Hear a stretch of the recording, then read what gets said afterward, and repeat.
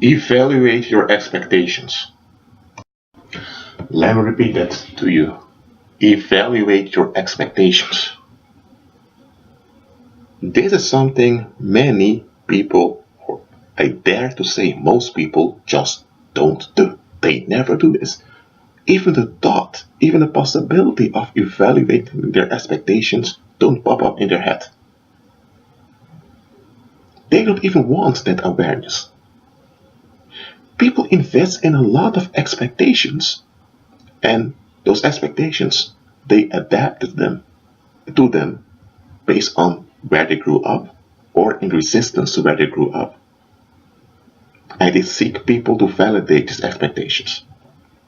For example, you can say that when you're an adult, you should not watch cartoons anymore. Well, let me say it like this. You can't wear a diaper when you're an adult.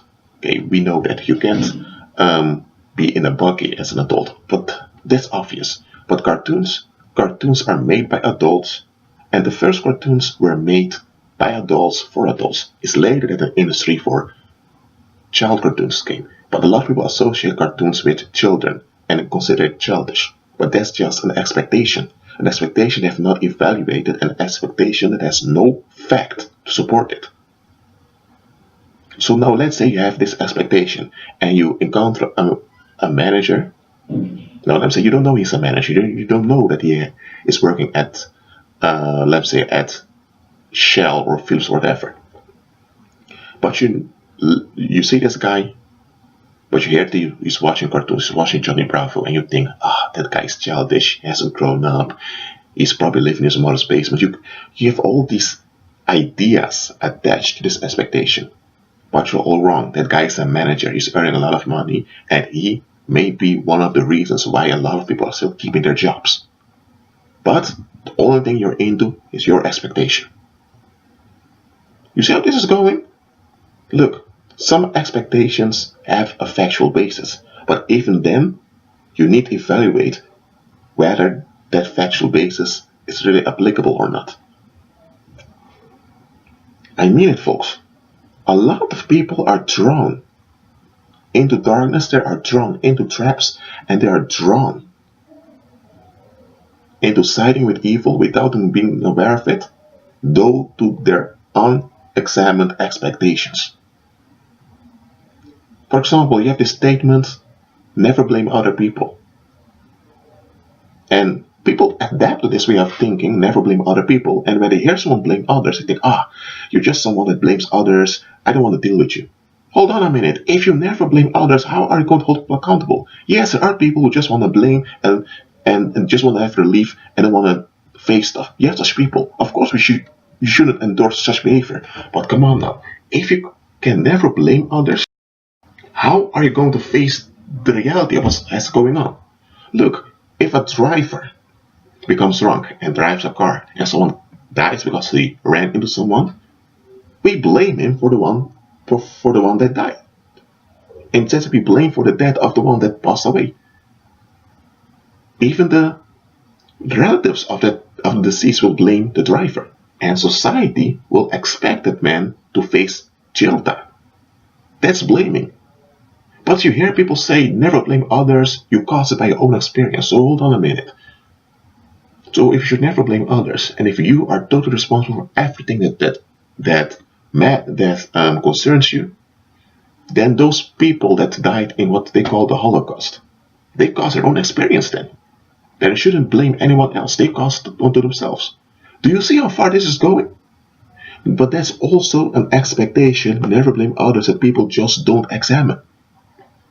Some expectations are valid and practical only in a certain context. But even that people don't evaluate. Look, if you never blame others, if you never hold people accountable, you cannot heal. You cannot grow. Look, if you had been shot down at the mall during a robbery, you were not a target, you were shot down, and you realized afterwards that there was no good security at the mall, and you have to blame both the robbers and the security for the fact you were shot, because that's what happened, and now you can face what happened. Now you can, what they call, move on. But let's say someone was shut down in the robbery and they begin to blame themselves, saying that it's their own responsibility, blah, blah. What? You've been shut down. You didn't cause that. Come on now. Look, that's why there are a lot of dysfunctional people that become addicted to drugs and ended up as psychiatrists. Why? Look, about blaming, I'm not promoting the behavior that you just lash out at people and don't look for any outcome. No, I'm not into that. Some people are at fault, but they don't know any better. So I'm not promoting lashing out just to feel good about yourself. I'm not promoting that. I mean is, come on now. That statement, never blame others, or you're responsible for everything that concerns you. We have a lot of these statements in our culture and we don't examine them. And people just take them for granted and pretend as if they're natural facts. Or the world owes you nothing. Hold on a minute. If the world owes you nothing, that means that they don't owe you protection, they don't owe you respect, if they don't owe you anything, that means they can do whatever they want with you. That's what the statement implies. Okay, so if people really believe that the world owes them nothing, and that you're entitled to nothing, then why do we have laws against assault, laws against rape, laws against all of that? So clearly, we don't expect others to owe us something. Come on now, look, I'm not a psychiatrist, neither am I trying to be a psychiatrist here. I just want you to evaluate your expectations. That's really something you need to do.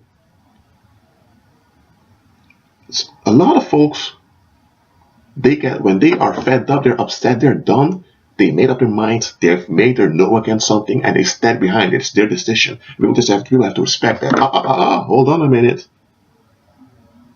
Look at the bigger picture.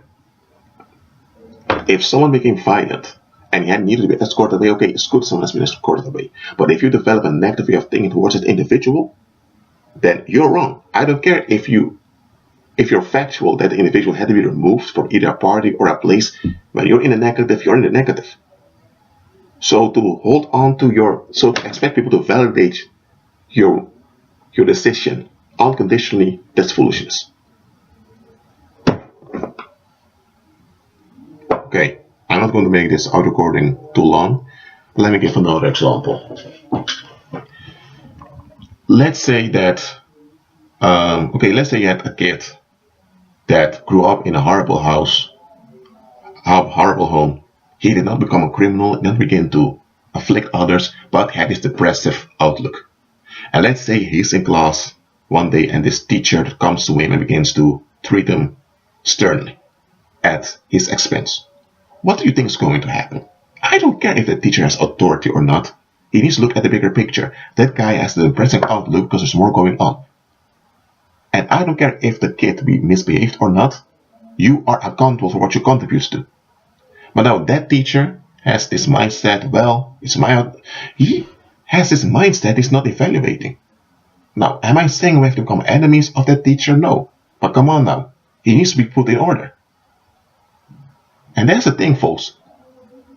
People don't evaluate their expectations. They don't evaluate whether expectations are really worth it or even practical. Some expectations, not some, they're quite...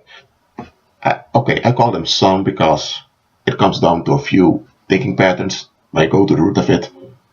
But there are expectations people in the world are defending that even theoretically they don't add up. For example, this whole mindset that parents have to receive unconditional loyalty and unconditional influence upon you, theoretically, it doesn't stand. When you're a child, when you don't have a mind to think for yourself, and when you don't have a body in which you can operate well, you need to obey your parents. There is no other way for you. Once you become older, the relationship has to shift, it has to change. Because you're not that baby or that small kid anymore. Now you have an ability to think. Now you can evaluate things. So yes, you can still have honor towards your parents, but even that needs to be in the right context. If you have parents who are out of their mind, if they're demon possessed, and they have no interest in seeking deliverance, and they're willingly carrying danger and bitterness, all of that with them, don't give them honor. With honor, I mean an important influence upon you. Don't. Theoretically, it doesn't add up.